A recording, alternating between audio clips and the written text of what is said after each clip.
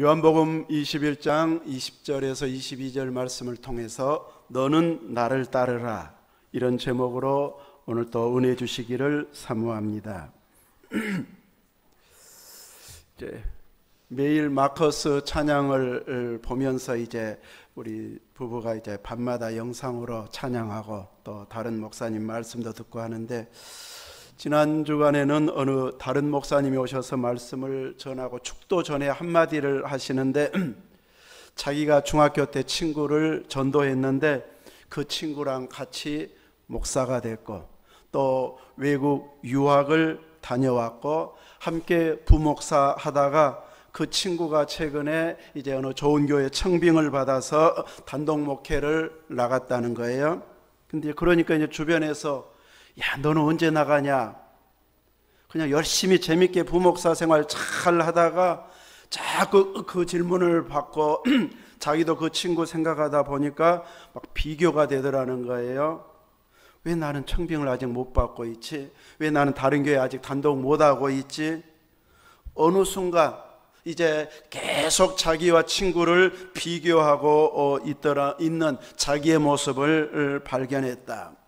사람들은 비교하기 시작하면 그때부터 뭔가 꼬이고 틀어지는 부분이 생겨나기 시작합니다.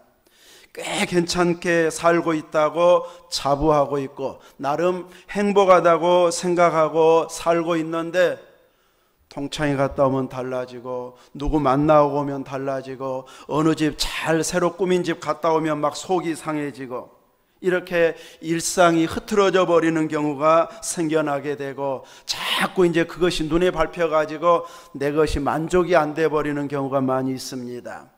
어떤 때는 돈 때문에, 집 때문에, 차 때문에, 직장 때문에, 연봉 때문에 비교하면서 계속해서 이제 괜히 내가 움츠러들거나 속상해지는 이런 경우가 생겨나게 되어집니다.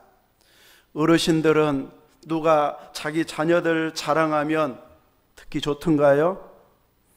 한 번은 막 듣는데 두 번, 세 번 자랑하면 뒤에서 이제 말 나와요. 그리고 그러면서 가만히 내 자녀들 생각하면 막 화가 나. 누구 자녀는 부모한테 저렇게 잘해준다는데, 누구 자녀는 저렇게 그냥 좋은 직장 다니고 돈 잘 번다는데 내 자녀는 뭐야? 막 이러면서 비교하기 시작하면 막 기분이 막 나빠지기 시작하고 괜히 막 이 화가 나는 이런 상황이 생겨나게 되어집니다. 요즘은 시대가 시대인 만큼 뉴스를 보고 자녀들 전화만 오면 이제는 마스크만 안 쓰면 꼭 내가 걸릴 것 같고 외출만 하면 꼭 전염될 것 같고 이래가지고 막 불안함이 생기는 이런 상황 속에서 우리가 살아가는 경우도 있게 되어집니다. 비교 안 할 때는 그런 마음 없이 참 평안했는데 뉴스가 나오고 비교하기 시작하니까, 말을 듣기 시작하니까 이제 점점 우리가 움츠러들고 이상해지고 있습니다.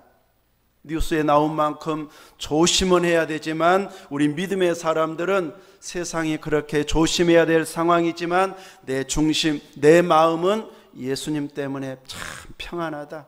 사람들은 다 웅성웅성 막 이제 막 두려움 가운데 살아가고 있지만 나는 그런 중에도 평안하다.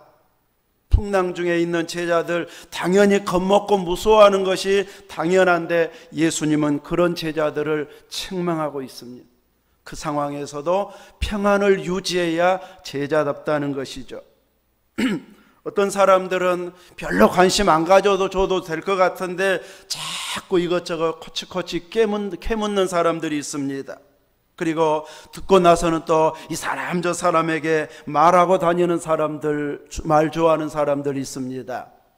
들은 대로만, 내가 말한 대로만 전달하면 좋겠는데 꼭 들은 대로, 내가 말한 대로 안 하고 꼭 한마디씩 덧붙여갖고 자기 생각, 자기 추측 덧붙여가지고 그것이 사실인 것처럼 전하고 다녀가지고 나를 속상하게 하는 경우도 있습니다.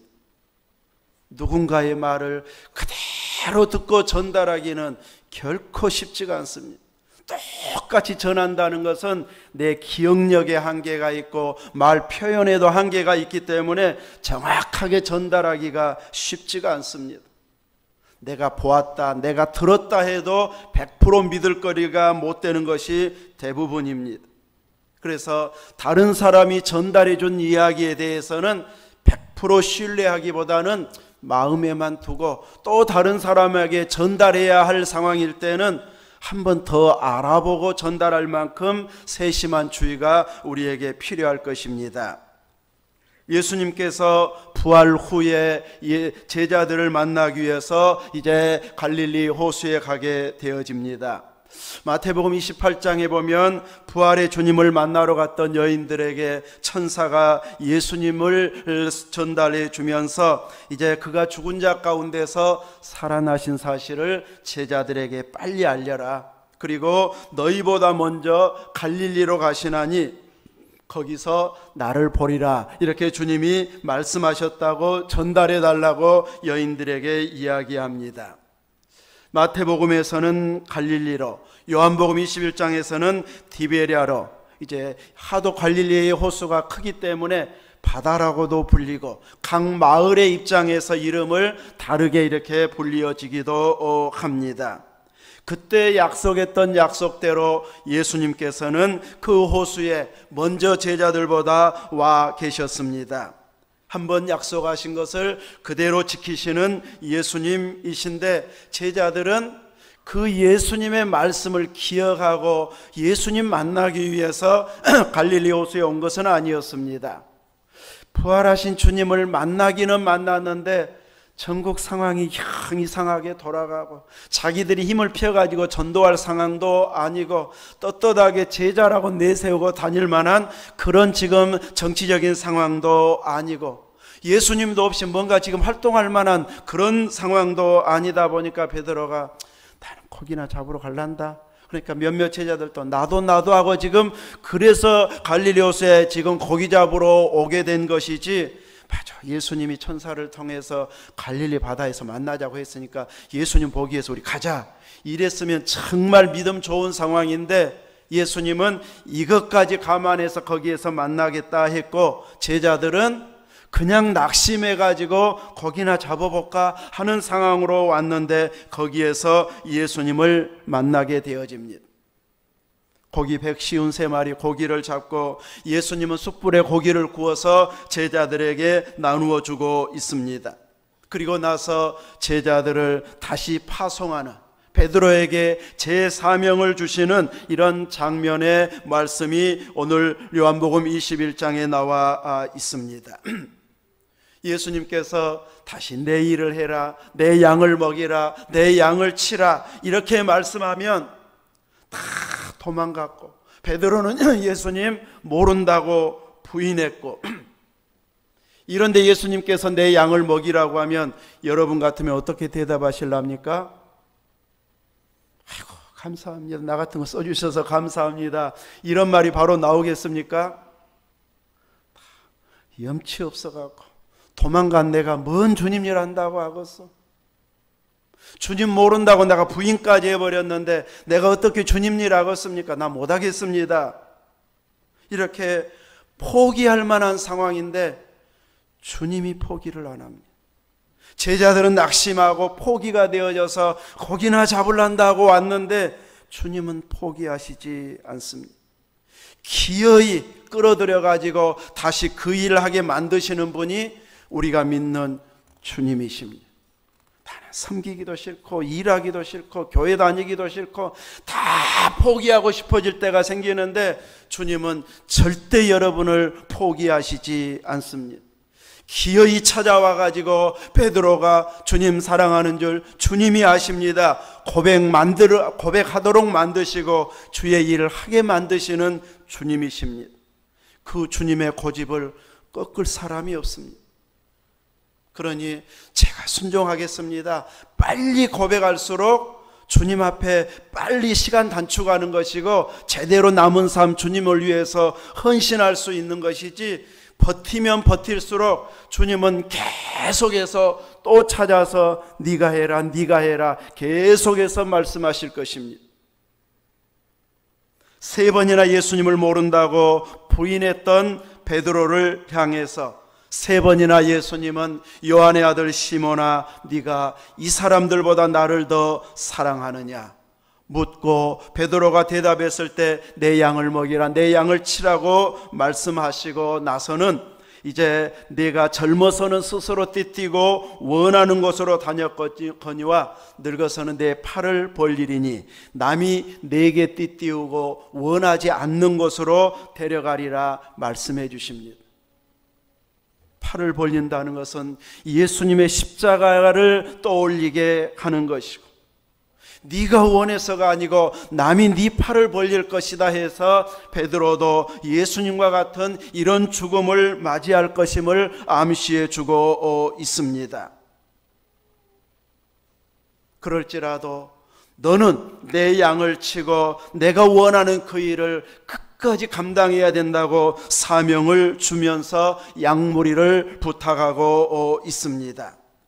지나간 때 부인한 건 부인한 것이고, 속상해가지고 낙심한 것은 낙심한 것이고, 이제는 내 양을 먹이라, 이제는 내일 해라 하면서 다시 실수하지 않도록 이제 주님에게 매여 있는 이런 믿음의 길을 가도록 베드로에게 제사명을 주시고, 이것은 베드로뿐만 아니라 모든 제자들에게 다시 사명을 주셔서 주님 일하도록 초청하고 있는, 사명장을 주고 있는 내용입니다. 베드로의 생각은 이제 지금까지의 이 예수님 십자가에 달리시고, 그리고 이제 부활하신 지금까지의 시점에 있어서 계속 제자들은 방에 숨어 있거나 살짝 나갔다 오는, 도마처럼 나갔다 오거나, 그러다가 이제 고기 잡으러 온 이런 상황에서 베드로에게 있어서는 끊임없이 후회감의 연속이었을 것입니다. 왜 내가 그 밤 예수님 재판받는 그 밤에 주변 사람들 그거 말 못 이겨내고 예수님 제자 아니라고 부인했던 거, 가슴 치며 후회했을 것입니다. 베드로의 가슴에는 뭐가 하나 딱 뭉쳐 있어가지고 얹혀 있어서 내려가지 않는 그런 느낌이었을 것입니다. 그런데 예수님께서 오셔서 내가 십자가에 달려 죽음과 같이 너도 남이 띠띠우고 팔을 벌리겠지만 너도 팔을 벌릴 것이다, 이 말을 들었을 때 베드로는 불안하고 두렵고 나도 죽는 거야, 이 마음보다는 오히려 마음이 편해졌을 것 같습니다. 오히려 예수님 모른다고 부인했을 때 그때보다는 훨씬 더 마음이 안심이 되고, 남자들은 오히려 이런 때에 훨씬 떳떳해지고 당당해지고 어깨에 힘을 펼 수 있습니다. 죽는다고 해도 너 부인할 것이다, 모른다고 할 것이다, 그때보다는 훨씬 더 너희가 이제 나를 위해서 죽는다고 하면 제자에게나 사명자에게는, 또 남자들에게는 훨씬 더 당당하고 떳떳해지고 어깨에 힘께나 펼 수 있게 되어집니다. 그 예수님의 말을 듣고 가슴에 얹혀있던 것 하나가 쑥 내려갔을 것입니다. 이래야 수제자답고, 이래야 또 다른 제자들이나 사람들 볼 면목이 생겨나고, 그래 이래봬도 내가 이제 주님을 위해서 죽는 사람이야, 좀 이 정도는 되어야 이제 당당하게 어깨를 펼 수 있는 이런 상황이 되어졌을 것 같습니다. 이제 마음의 여유가 생기다 보니까 주변도 눈에 들어오기 시작합니다.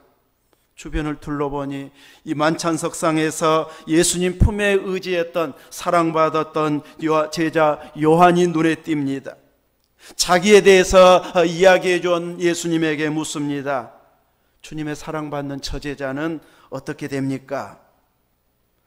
이 제자는 예수님 품에 마을 최후의 만찬 때 예수님 품에 의지해서 식사하면서 작은 소리로 누가 예수님 팝니까? 우리 중에 누굽니까?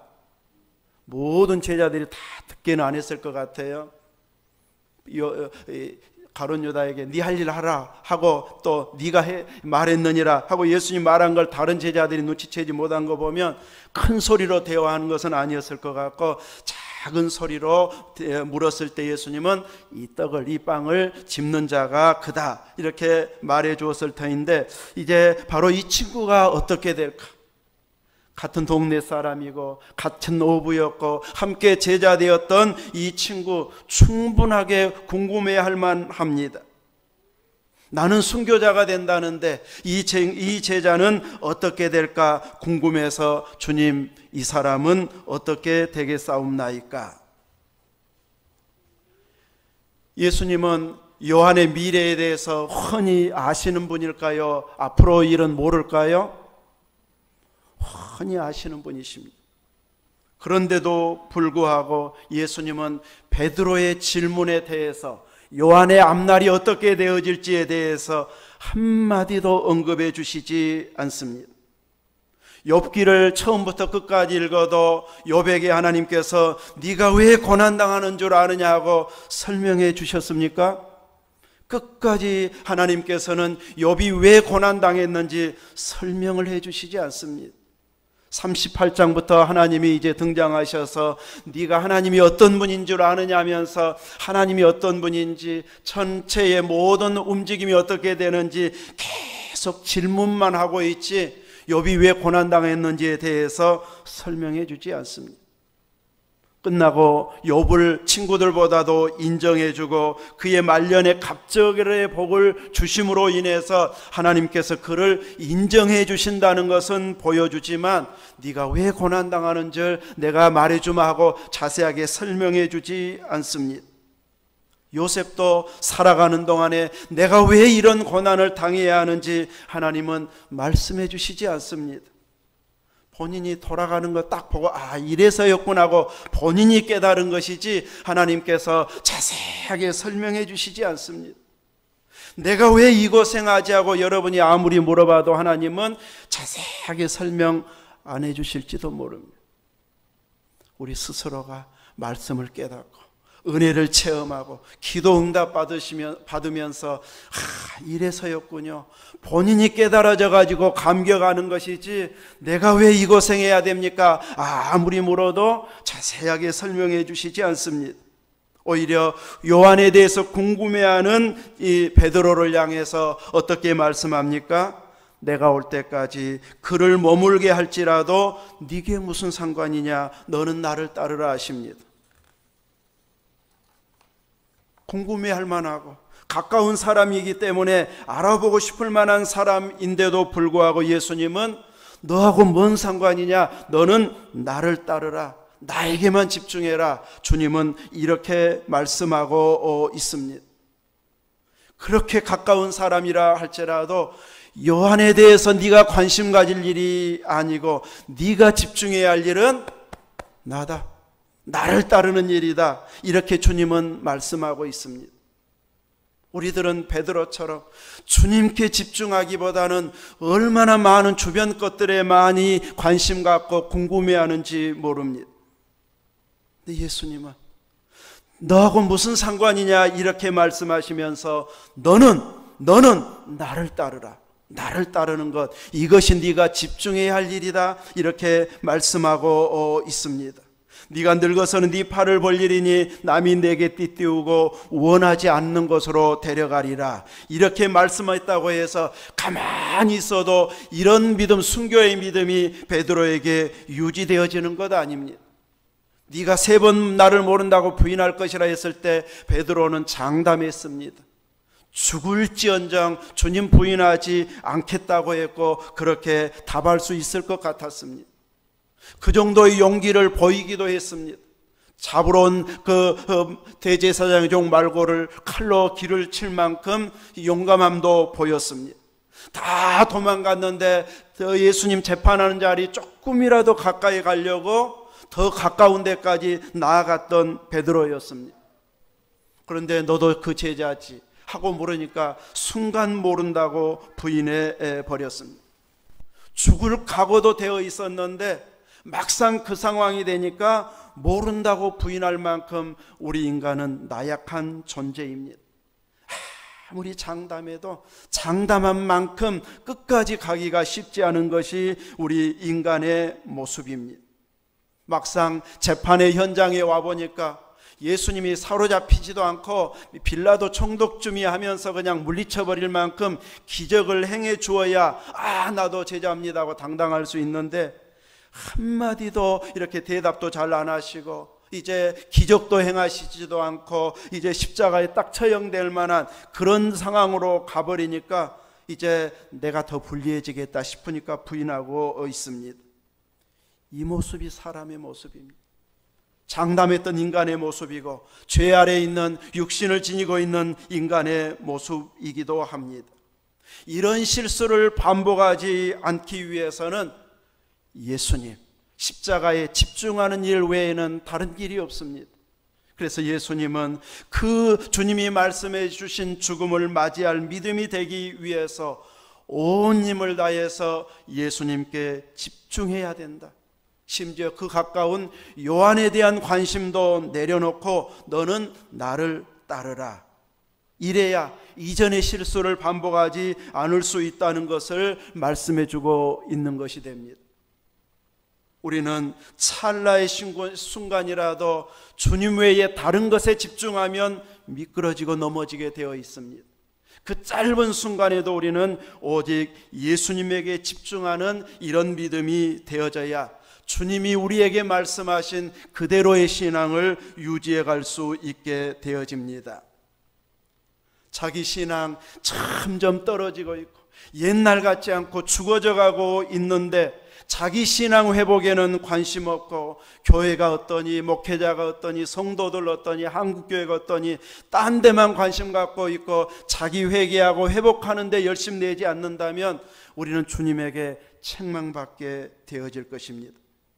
주님은 네가 집중해야 할 것은 나를 따르는 것이다. 우리에게도 오늘 말씀하고 있음을 알아야 할 것입니다.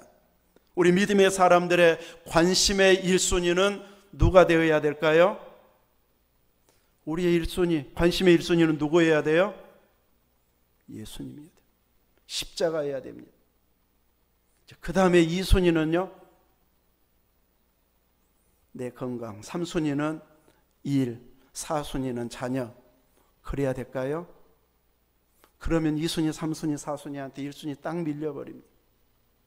첫째도 예수, 둘째도 예수, 셋째도 예수. 온통 예수님으로 가득 차지 않으면 금방 다음 순위에 예수님 밀려버립니다. 우리의 중심은 오직 예수님이어야 됩니다. 일을 해도 일의 목적이 주님과 가까워지는 데 있어야 됩니다. 내가 이렇게 고생하고 땀 흘리고 쉴 틈 없이 일하는데 그 일하면서 예수님 다 잊어버린다면 제대로 일하고 있는 것 아닙니다. 쉽지는 않지만 일하면서도 계속 예수님을 부르고 예수님 감사합니다, 예수님을 찬양하면서 끊임없이 주님과의 관계가 살아있는 그 상태에서 일하는 자가 되어야 됩니다.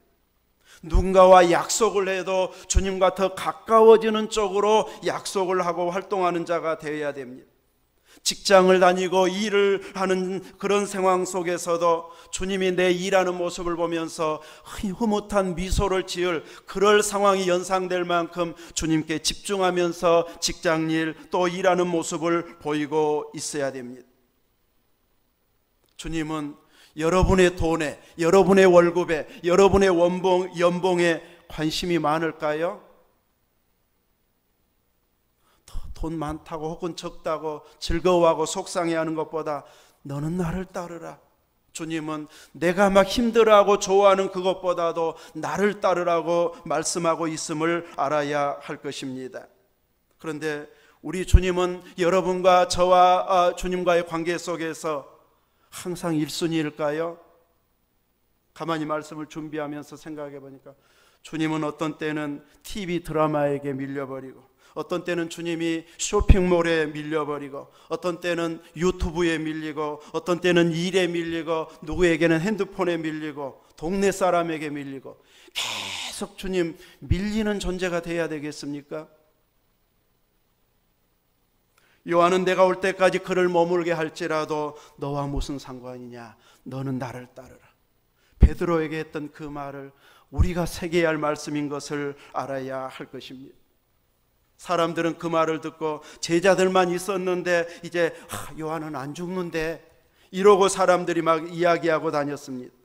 분명히 자기들이 보았고 들었는데도 불구하고 주님의 중심 의도는 그것이 아니었는데 그렇게 요한은 안 죽는데, 이러고 말이 소문이 퍼져나갔다. 그래서 요한은 내가 올 때까지 그를 머물게 할지라도 네게 무슨 상관이냐 이렇게 말한 것이지 끝까지 안 죽는다고 했다, 그 말 아니다. 요한이 다시 또 반복해서 쓸 만큼 사람들은 보고 들었는데도 딴소리하는 것이 사람의 전달 소문 이야기입니다. 그러므로 오늘 우리들은 사람들이 전달해 주는 말보다도 철저하게 말씀에 매이고 주님이 나에게 요구하신 그 요구 상황에 집중해서 내가 간절한 마음으로 집중해야 할 것은 세상 그 어떤 것도 아닌 예수님이어야 된다. 이렇게 예수님에게 집중하면 낙심될 상황에서도 금방 일어서게 되어집니다. 예수님께 집중하면 시험에 들었다가도 금방 회복이 되어집니다. 예수님께 집중하면 힘 다 빠졌다가도 다시 힘이 나게 해 주십니다. 너는 나를 따르라, 이렇게 했다고 해서 모든 사람들이 다 신학하는 것이 주님 일일까요? 온 세상이 하나님의 것이 되게 해야 됩니다. 모든 사람이 신학이 아닌 모든 성도들이 일하고 활동하는 곳에 최고가 주님이 되도록, 거기에서 주님이 영광 받으시도록 일하고 활동하고 쓰임받는 자가 되도록 우리는 우리의 일상에서 주님 따르는 모습을 보일 수 있어야 할 것입니다. 어떤 때 내가 너무 힘들면 주님이 나와 너무 멀어진 이런 느낌을 가질 수 있는데, 내가 멀어진 것이고 내 생각에서 멀어진 것이지 주님은 항상 내 가까이에 계셨습니다. 내가 딴 데 관심 갖느라고 주님 멀어진 것처럼 느껴졌지 주님은 항상 여러분 가까이에 계십니다. 그분에게 찾고 두드리고 구하는 삶을 통해서 응답이 바로 주어지는, 가까이에서 듣고 계시는 주님이심을 체험하면서 그 주님과 함께 깊은 교제가 있는 이런 믿음 생활을 하는 것, 이것이 바로 너와 무슨 상관이냐, 너는 나를 따르라 하셨던 그 말씀을 쫓아서 살아가는 우리의 모습이 되어질 것입니다. 주님은 저와 여러분을 향해서도 다른 사람, 다른 일 그렇게 관심 갖기보다 너는 나를 따르라, 여기에 주님이 철저하게 요구하고 보고 있다는 것을 알고 주변 사람들 때문에 시험 들지 말고, 목회자 때문에 시험 들지 말고, 다른 교회 때문에 시험 들지 말고 나는 주님 따르리라. 누가 뭐라고 해도 그거 극복하고 주님만 섬기고 십자가만 바라보리라. 이 길을 가야 제대로 믿음 생활하는 것이고 올 한 해를 잘 마무리하는 것이 되어질 것입니다. 얼마나 여러분은 주님에게 집중하고 있습니까? 이제부터라도, 오늘부터라도 나는 주님을 따르리라 주님에게 집중하면 회복할 수 있습니다. 충만해질 수 있습니다. 이런 믿음을 가지고 주님 따라가는 신앙 되시기를 주의 이름으로 축원합니다. 아멘. 기도하겠습니다. 참 좋으신 하나님, 우리를 예수 그리스도 안에서 구원해 주시고 사랑하게 하시고 이 믿음을 지켜내게 인도해 주셔서 감사합니다.